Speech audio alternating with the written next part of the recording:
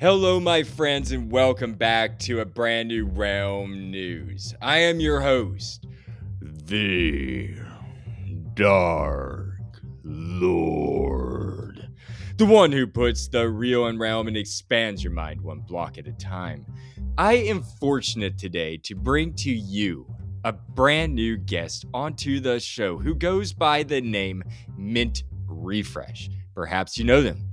He is a data and resource pack creator, also just a general Minecraft content creator. You can find him on YouTube, has quite a few videos there. My friend, it is really great to have you on the show finally. I think we've been interacting with one another for the past year or so on Twitter, now X, unless I'm mistaken, and I've always enjoyed our discussions on there.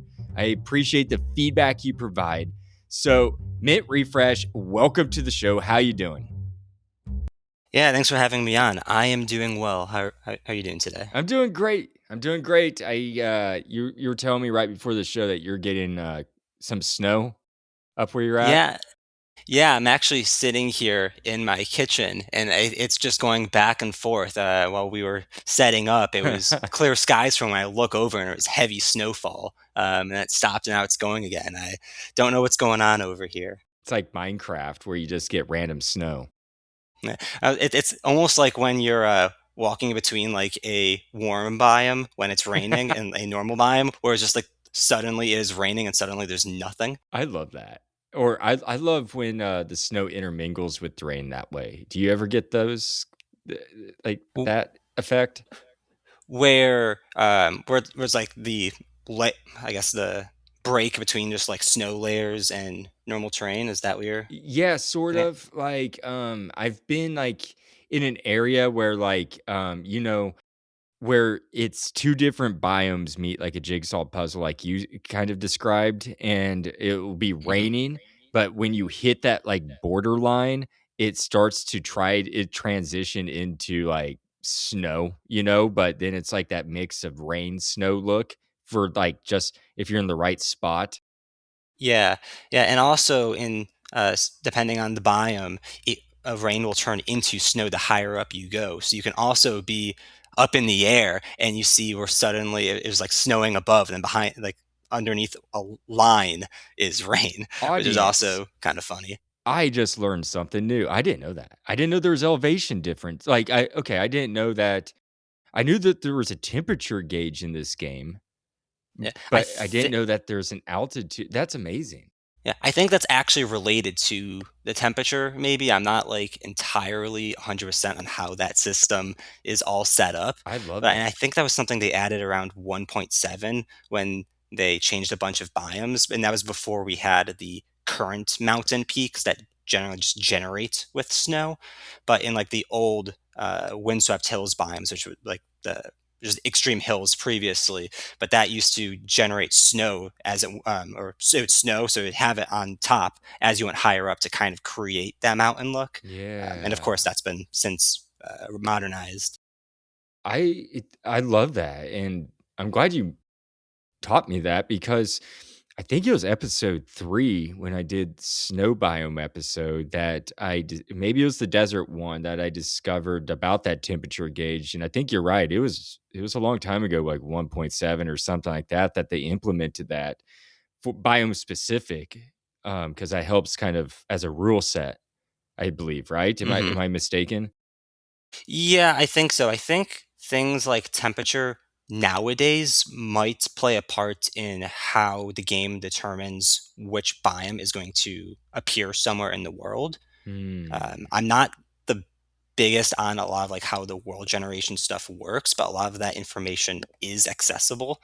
So I know that the answer is out there, and so maybe Yeah. someone listening to the show does know the I answer. I think I'm gonna have to make a weather episode. Just because I'm intrigued now. I need to learn more about that. But gosh, let's be we we're already talking about some really cool stuff already. But first, I Mint Refresh. What do you, for the audience sake, what do you do in the Minecraft space? Who are you? Where tell us the gist, please.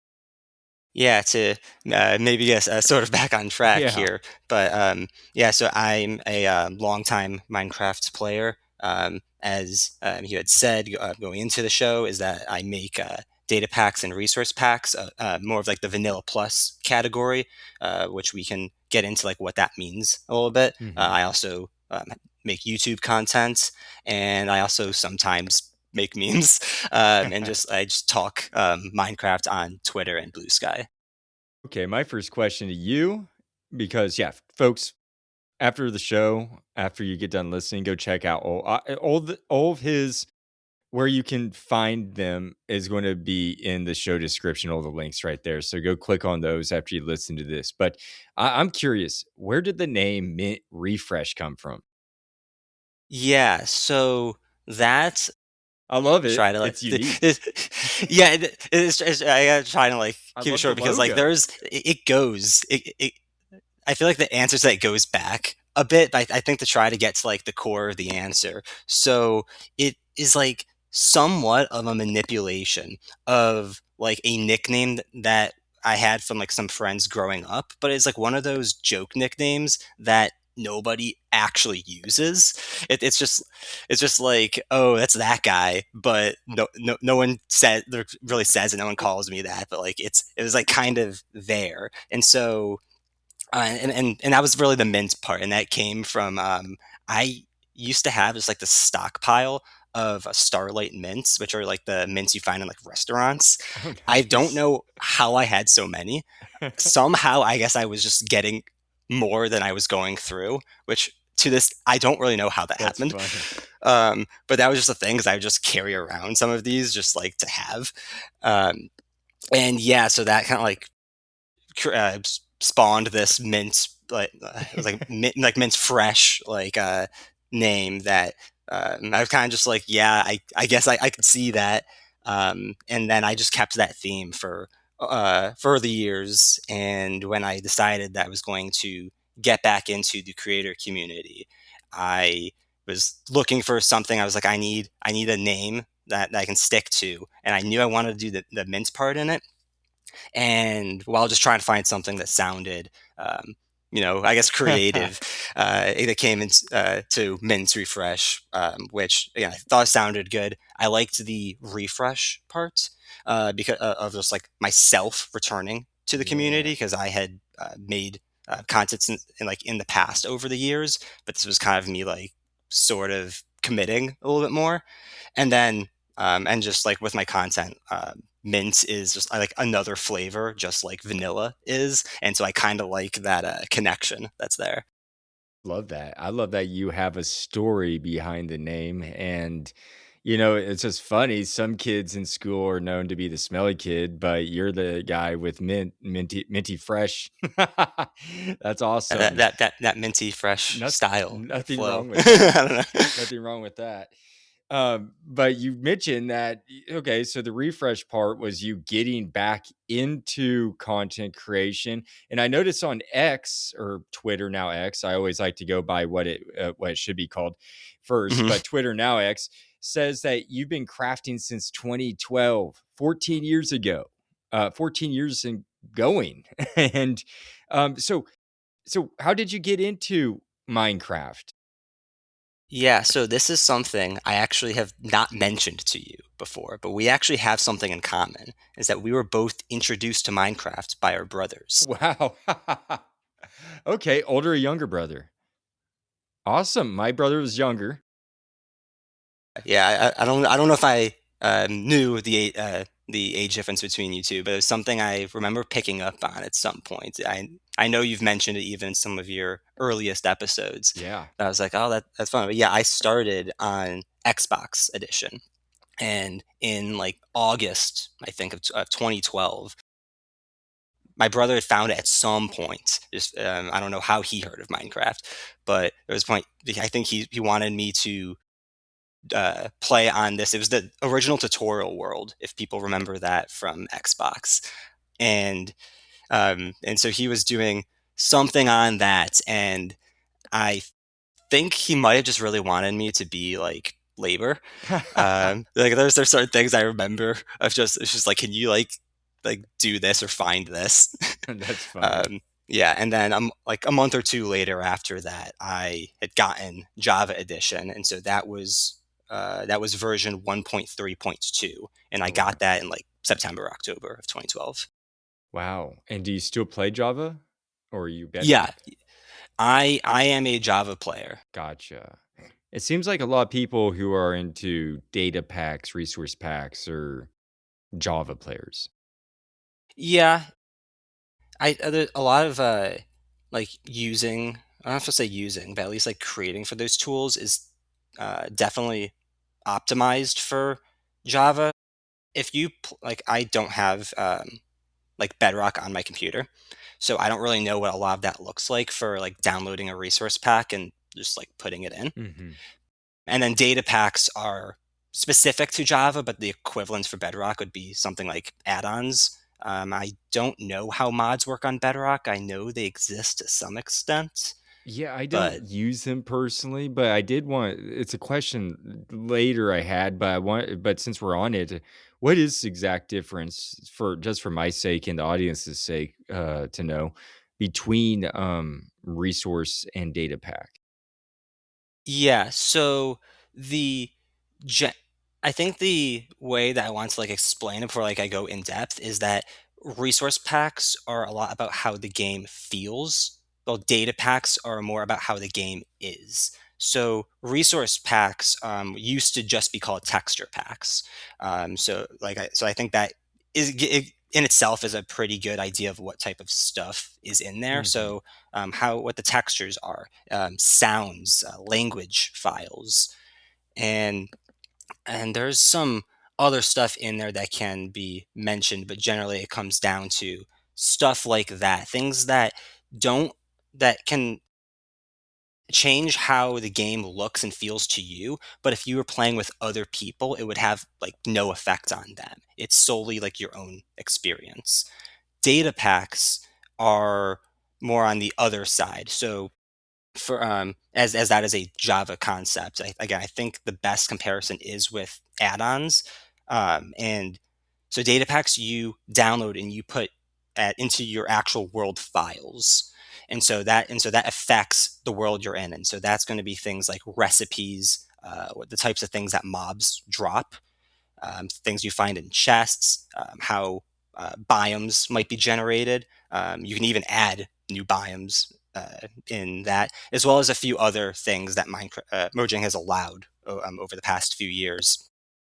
And so that is something that, like, if you played with other players, like if you're on a server or a realm, when they go into that world, all that stuff is going to also be there for them, is the recipes, the mob drops, and things like that. Very so the data packs are more universal, more ingrained in as into it, and the texture pack, otherwise known now as resource packs, you're saying are more subjective experience to the person that's using it. Yes, yeah, I think that's a pretty good description. That's quite interesting. I'm glad that you distinguish the two for me, actually, personally, because to me personally, it became a little bit confusing. I thought maybe it was like the two were interchangeable words, like resource data, and I was like, okay. And Hmm. you know what I mean? Like, as a Yeah. I'm not very savvy, like I said, when it comes to using mods and whatnot, because I'm pretty old school, just using vanilla straight, just straight vanilla when I play. So I've only Hmm. used a couple resource packs, and I've never played Java before, as you know if you've listened to my show, which I need to Hmm. change. But no, that's thank you for distinguishing those two. Yeah, and it doesn't help that a lot of data packs, depending on what types of things they're meant to do, might also come with resource packs that are meant to be used with them. Okay, So interesting. that also then makes some it's sort of complicated at times. It's like you have the data pack, but it's not going to look correct unless you have the resource pack to add like the required textures. Gotcha. That makes a lot of sense now. I'm glad you clarified that because I'm sure some people out there around the world listening to this show are probably as confused as I was about that. So I think they appreciate that clarification. How is it that you Okay, coming back before we get more into your more technical questions, I guess I kind of want to get to know. You mentioned your brother got you into the game, which is really cool. I think that's neat that our brothers got us into Minecraft. That's really neat. Um, do you remember your first experience playing it, like your first night in the overworld? I don't remember stuff like the first night, honestly, and Hmm. I think the reason is because I remember my brother being very much like we need to sleep, don't go out at night, all that stuff. Like it was very much like when it is night, we go to bed, we make it day, and we keep doing whatever we were doing, type of thing. Hmm. Um, but then a lot of like what I remember about the experience is, um, I again just like sort of like things he would send me to try and find. I probably did some like chopping trees, but the two I remember particularly for some reason are was looking for clay. Wow. So I remember just and you wanted clay for bricks, and so I was trying to figure out where clay is. In that tutorial world that was built, and the other one was glowstone Mm. because there wasn't as many lighting options in the game at this time, especially on Xbox Edition. And so I remember we would go to the Nether, which was really small at that time. Oh yeah. I remember base. I think basically I was just the cannon.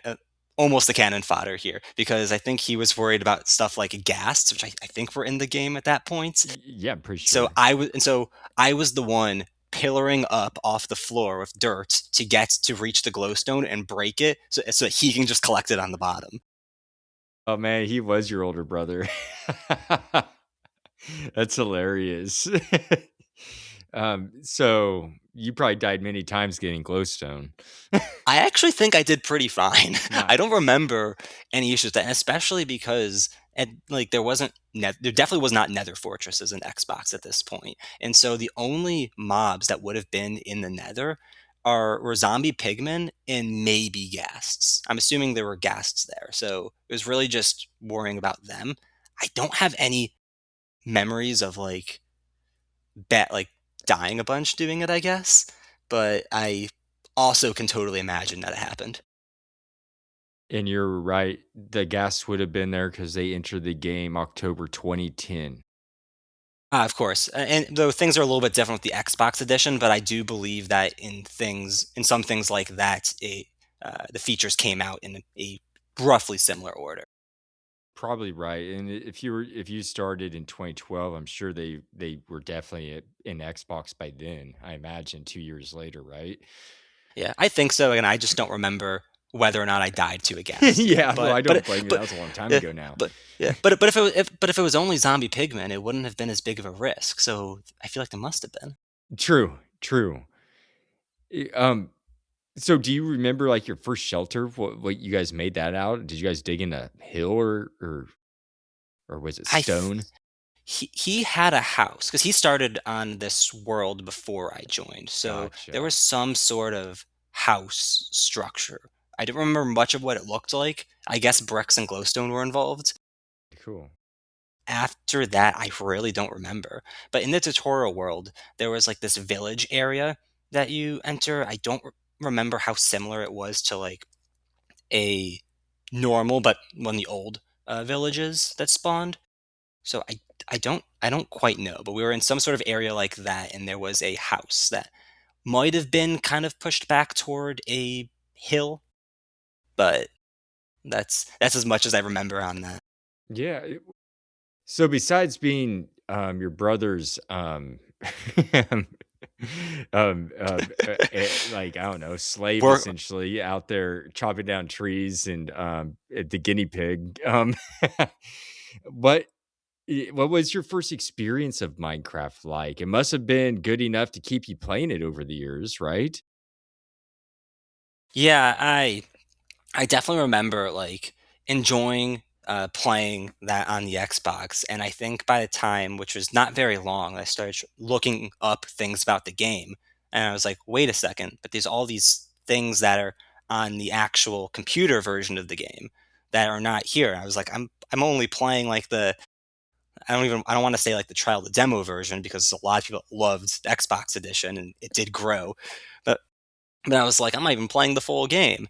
And so, uh, so very quickly moved over there, and I was, and very much, especially from the beginning, and I have a lot of this knowledge still, is I just absorbed so much information about the game.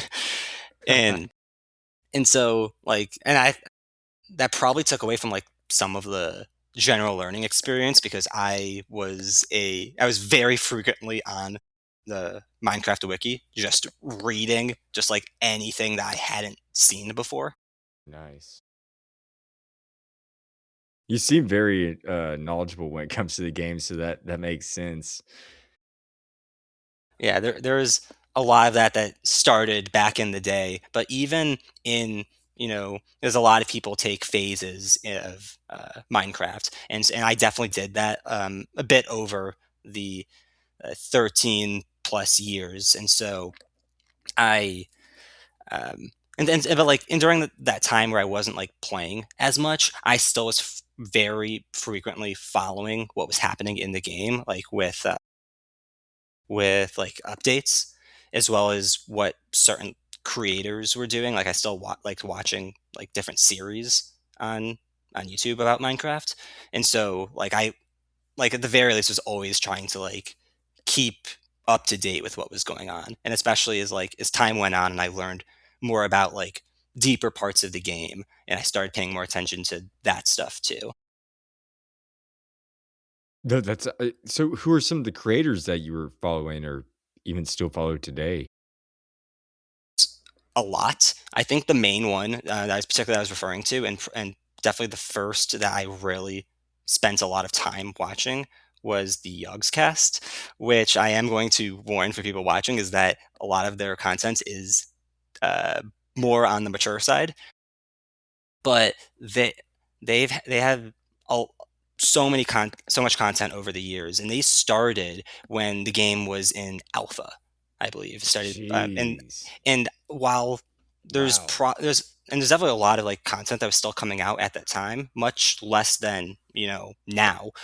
But to me, and from my understanding, they were really like the start of um like not only just the Minecraft like like multiplayer experience, like playing with your friends and like putting on YouTube, but also of storytelling. Actually, is they had this series um, that was really just a survival series that they started throwing more role play elements into, with like weird things happening and other people that were on their server, and then they were running into these like NPCs that were played by other people, Huh. and they turned it into a series called Shadow of Israfel, which is really Oh it wow. like it's really famous for like not being finished.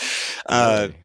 yeah, the world corrupted, Gosh. a while into that, and so they just like couldn't continue it. So it's a like frequent joke over the past 15 years that some point, like, are they going to finish the series? That is But intriguing. Are they? no, surely not.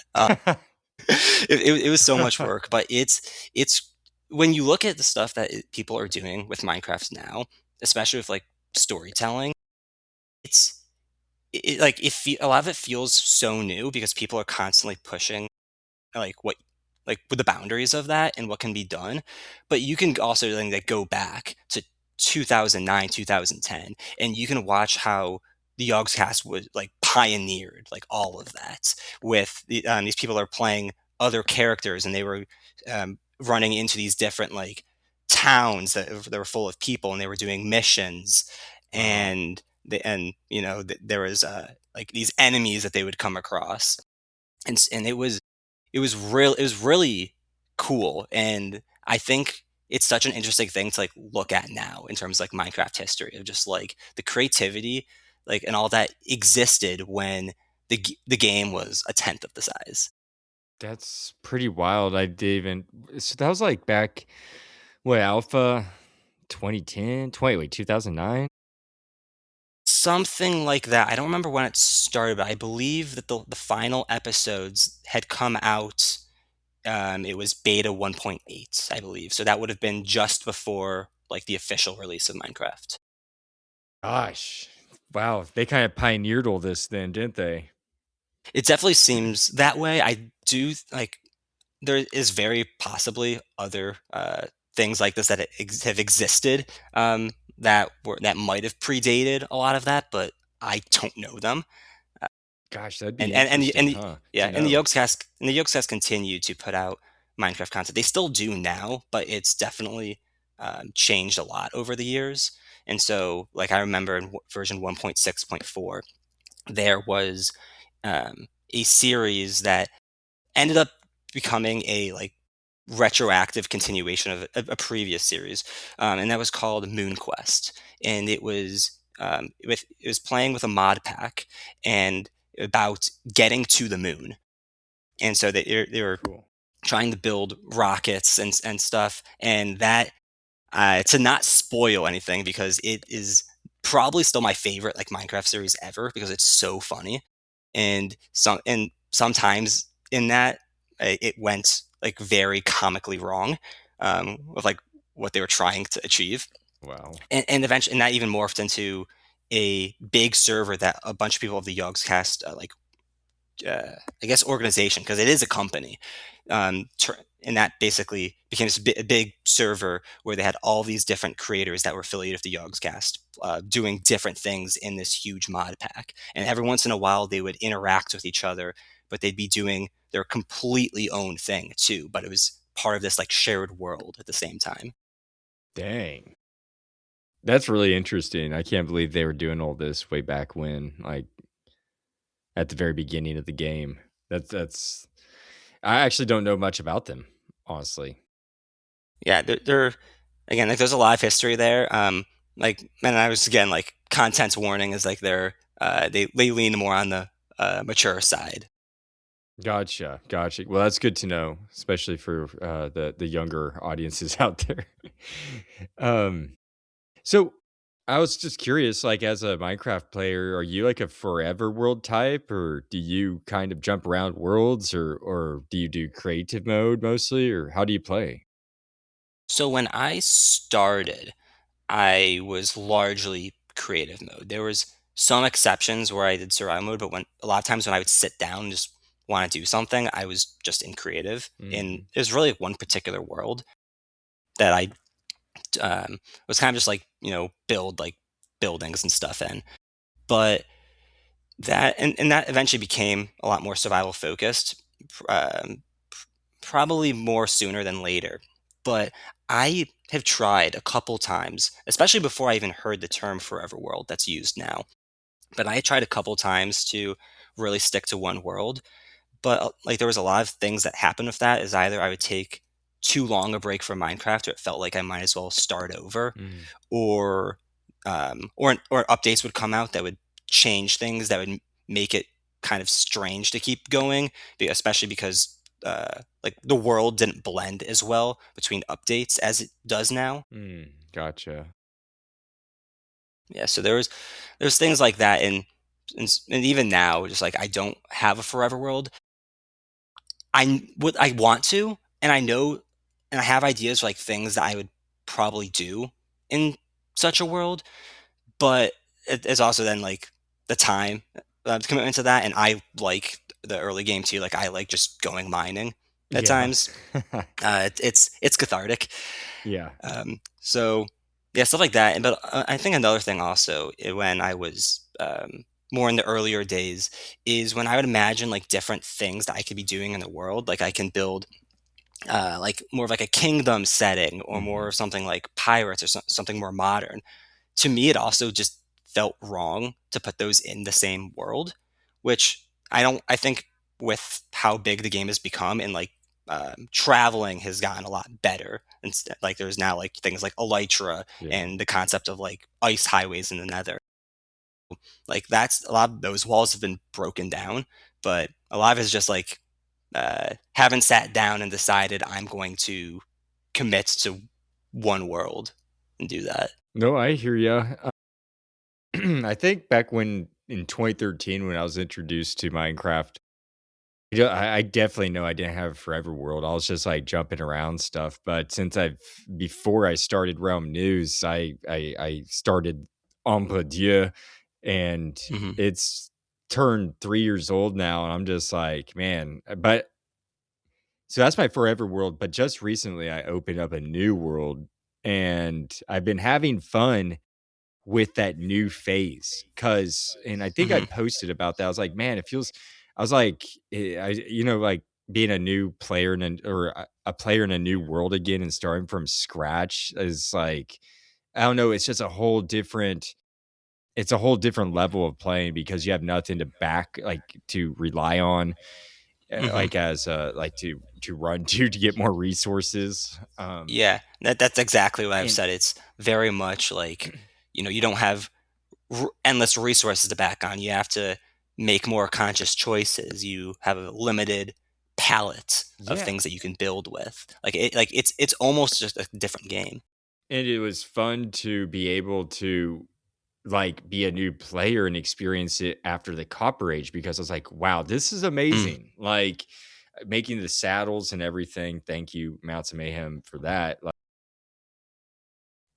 it's so much it's so nice to be a beginner player now, like these days in Minecraft, like especially just with the aesthetics, like copper torches or yeah, copper torches, the lanterns. Somehow you have so many more options. I love that.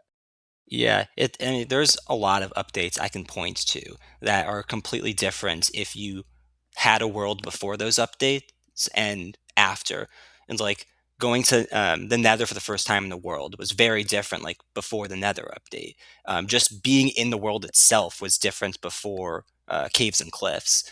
And then like another one I think of is the Wild update, which doesn't really sound like it would affect that much, except I feel like so many times when I've played after that update, I would just be digging and just minding my own business, and suddenly I'm by a deep dark area. And I'm like, I wanted to mine there. I need diamonds. But but I was like, how much do I want to risk right now trying to get them over there? Nice. So, I have to ask, what's been your favorite, I guess, update or drop that you since you've been playing this for 14 years? What's your favorite? I was afraid you were going to ask that. I don't know. I had a I, feeling you would have a hard time answering that too.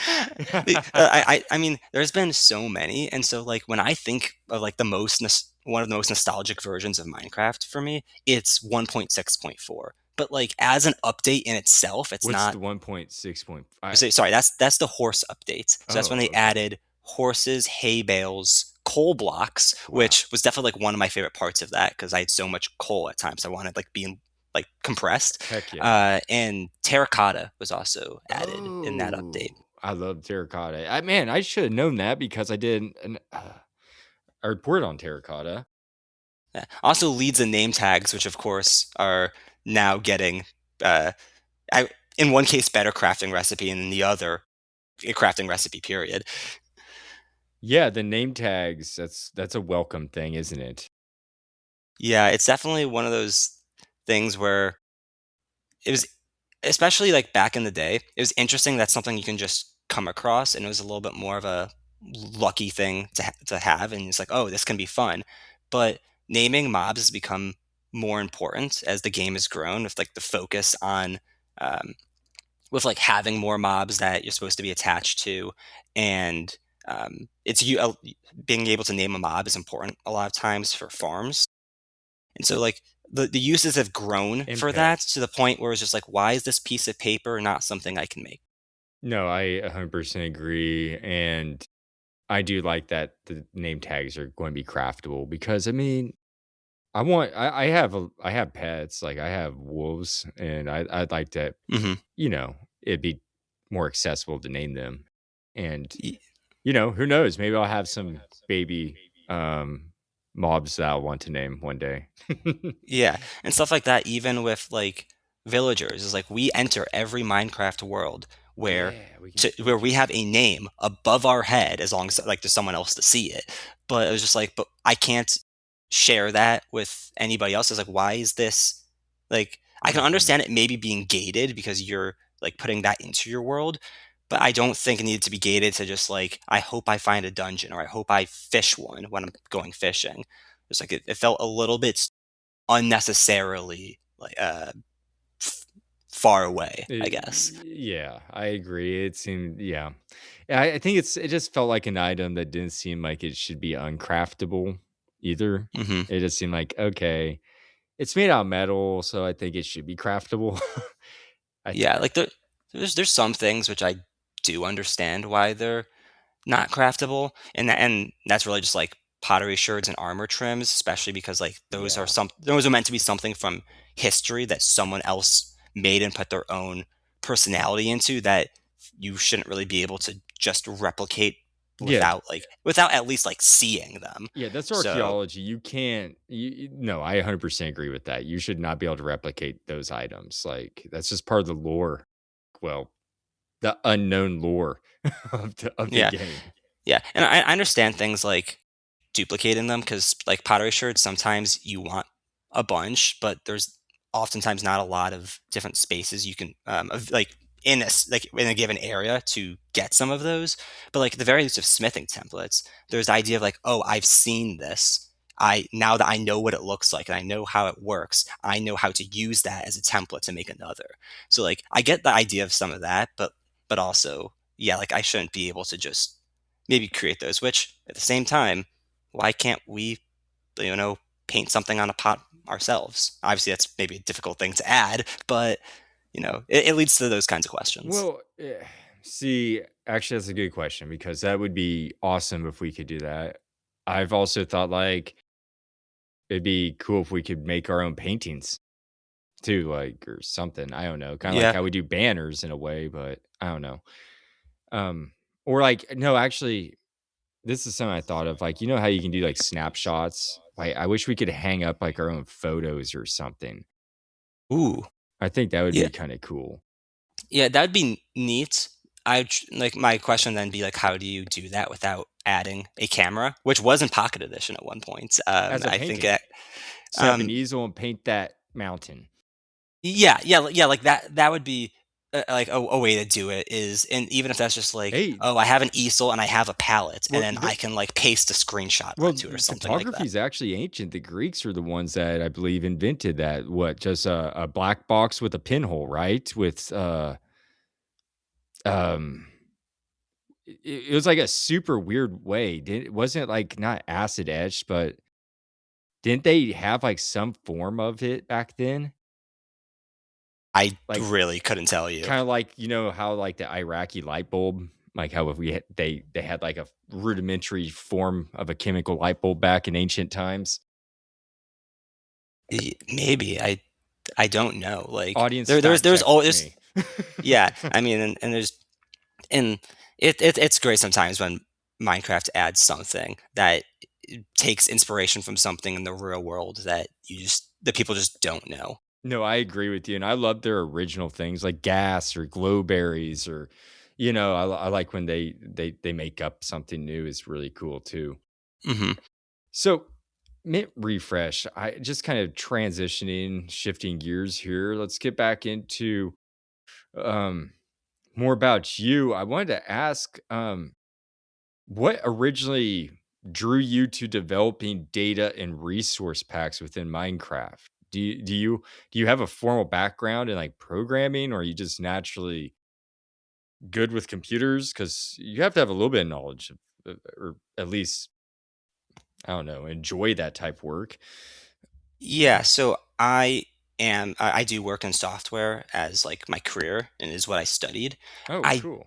I think in a lot of cases that hasn't actually informed too much about me getting into stuff like data packs.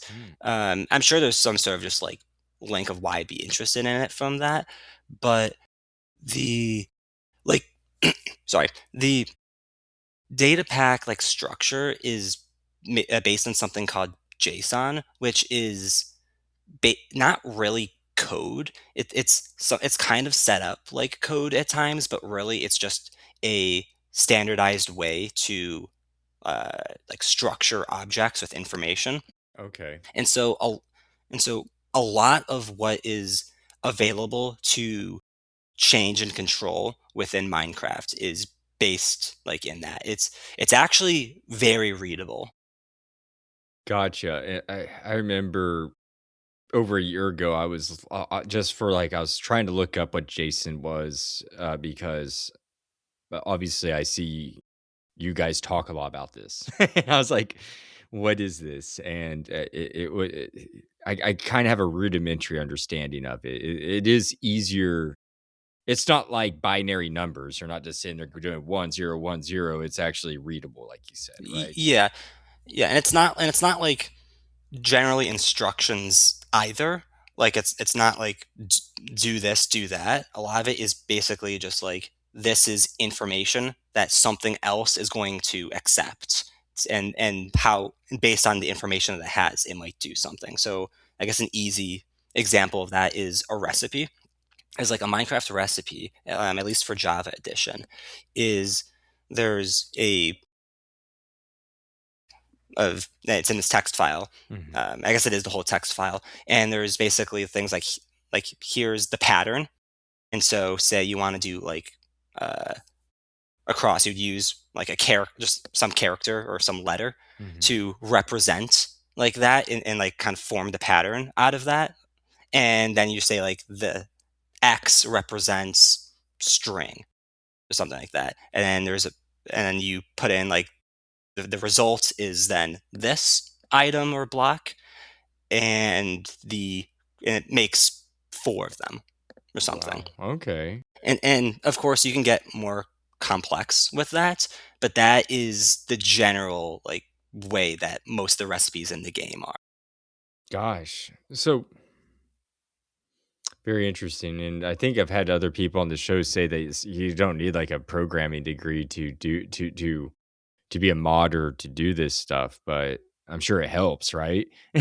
D- I'm obviously I know my own experience. I'm sure the answer is yes. But like I would say that stuff like data packs are very friendly to get into. In Nice. terms of modding, where you would actually be working within Java, that is different. I have a tiny bit of modding experience. I tried it out, probably 2013. Um, it, as I played around with it, I didn't like really do anything. But I kind and the game and the code in the game probably looks so different now than it used to. But like and that one definitely I would say like having an understanding of how to work with code and stuff is probably a lot more useful there in order to be able to produce something. Gotcha. No, that makes sense. That makes sense. So what got you into programming, if I may ask? Programming in general, I don't know because on one hand I wanted to say there was a required class that I had to take at the start of high school, Mhm. but even went back before that, there was other things that just ended up in front of me. Um, One of them, which there's going to be someone in the audience who is just going to have a memory like unlocked right here of something called Scratch, uh, which is like it was a website, I I guess, never but heard of it.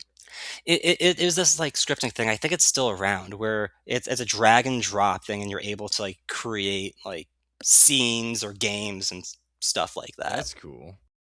Scratch games?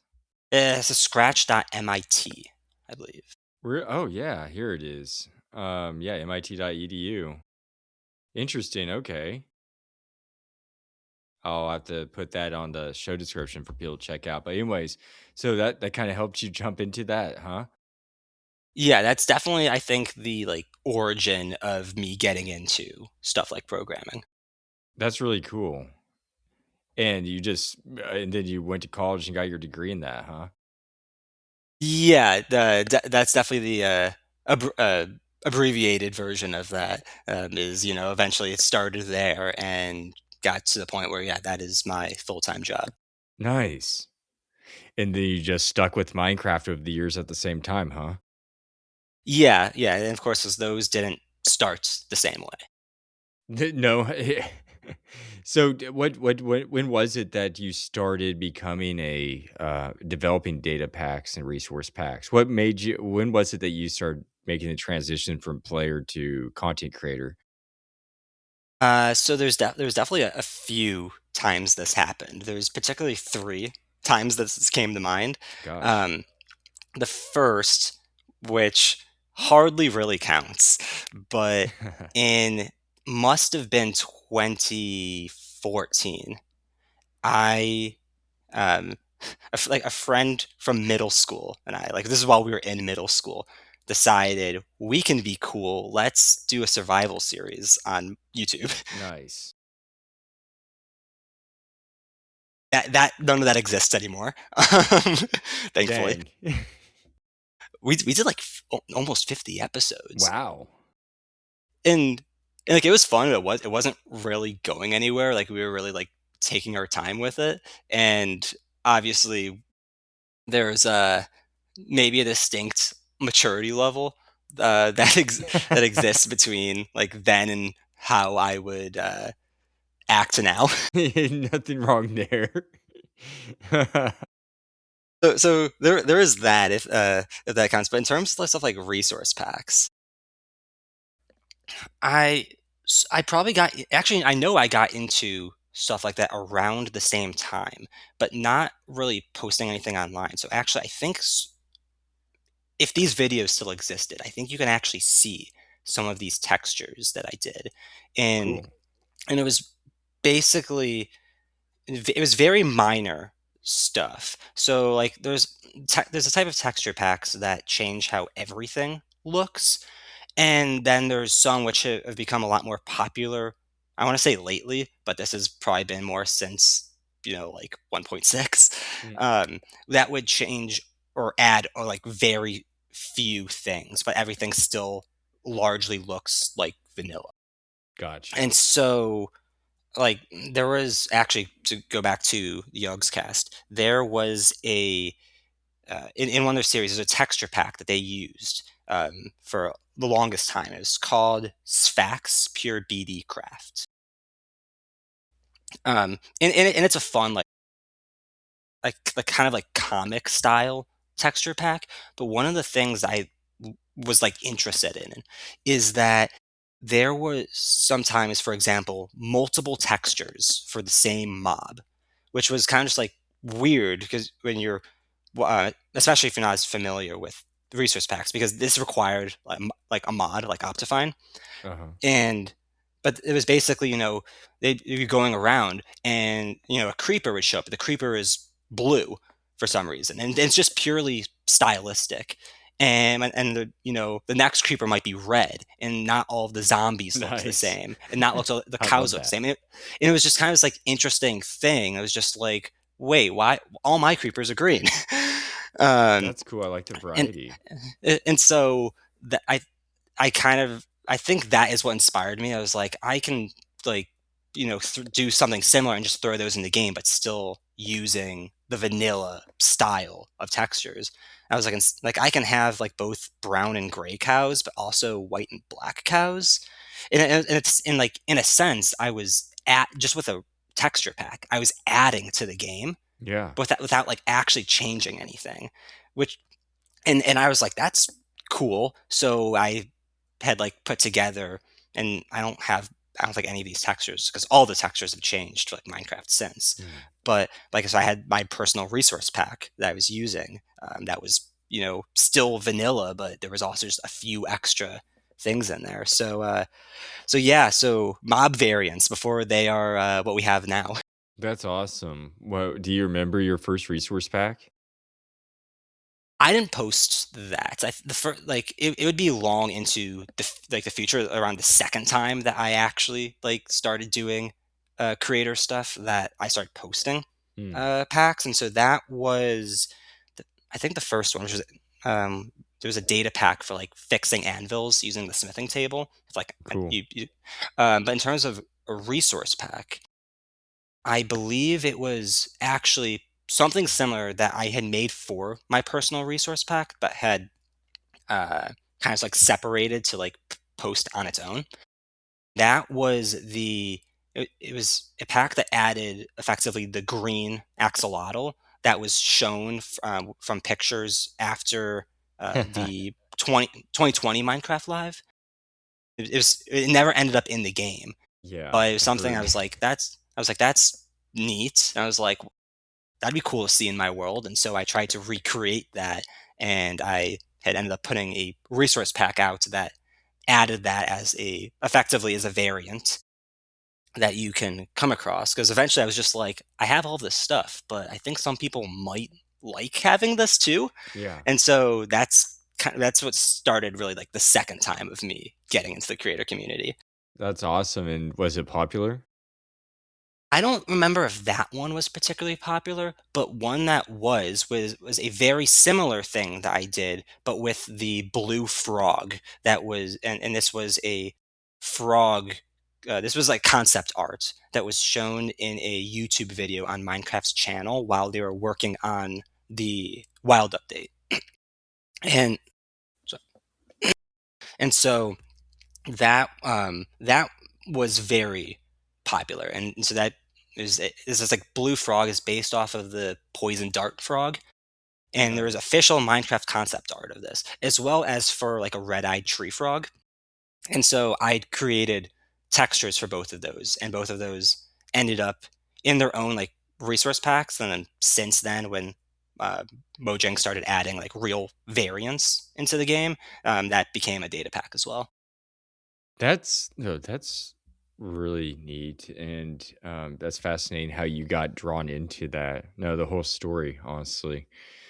Mint refresh. We're about 51 minutes into our discussion today. I want to go ahead and wrap it up there, just because I can tell we're going to have a lot more to discuss. So I'm going to go ahead and break this up. My audience is familiar with this, and I'm going to go ahead and give you the mic here. Do you have well, first, actually, where can everybody find you? Yeah, so I definitely at a couple places. Um, I have all my videos and stuff on YouTube, and that is just at MintRefresh. I'm also on Twitter and Blue Sky, where I like to make a lot of noise, and so I that is. I think one of them is MintRefresh with an underscore MC. I think that's Twitter, and yeah, and then Blue Sky, I believe it's just MintRefresh. I'm checking those now. Yeah, Yep. and and then, and from both of those places, you can find links to the rest of the sites that I'm on, like Planet Minecraft and Modrinth, which is where like all of my packs and projects are found. Go check them out, folks. All those links, because you have Linktree, right? I believe. Yes, I do have a link tree, and so that is accessible on Twitter, Blue Sky, and YouTube. Yes, I'm going to have the link tree and some of the individual links from the link tree posted, that you can all peruse to however you want. And yeah, just go check out his amazing work. He has some really cool stuff. And we will be back next Thursday with part 2 of our discussion. And Mint Refresh, thanks for coming on for the first part. Yeah, thanks for having me, and I look forward to continuing to talk with you for the second. Heck yeah. Well, audience, with that said, that wraps up today's episode. I just want to say, have a great rest of your day and happy crafting. The Dark Lord. Signing out.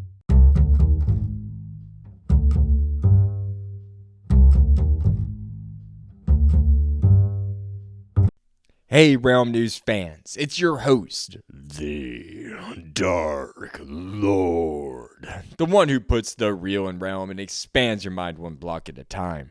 I am here to tell you that your support means everything. Spread the word by telling friends, liking, and commenting on Spotify or Good Pods. Find me on X, Blue Sky, Reddit, or via email at bio.link/realm news. For more content, join my Patreon at the Copper tier for early episodes, bonus content, and newsletters. Find out more at bio.link/realm news. No pressure though. Just keep listening, liking, and sharing. That's more than enough. Happy crafting, and see you at the next Realm News.